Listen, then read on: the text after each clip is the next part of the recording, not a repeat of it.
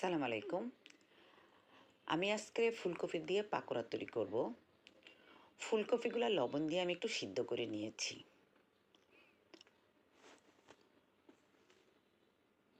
এবার আমি 1 কাপ বেসন,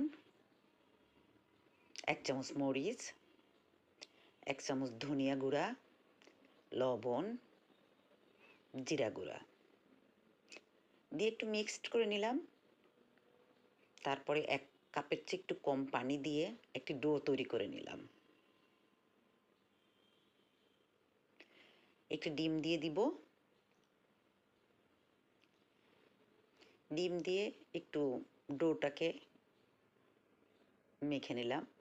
2 চামচ কর্নফ্লাওয়ার, সামান্য একটু খাবার সোডা দিব।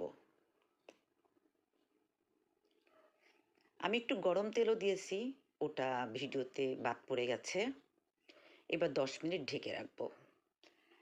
এটা হলো সে সেদ্ধ করা ফুলকপিটা ডুবিয়ে, এখন ডোতে ডুবিয়ে ডুবিয়ে ভেজে নিব। লাল হলে উঠিয়ে নিব।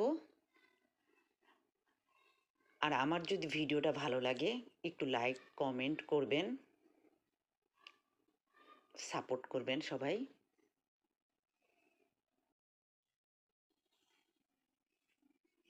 আমার পাকোড়াটা রেডি।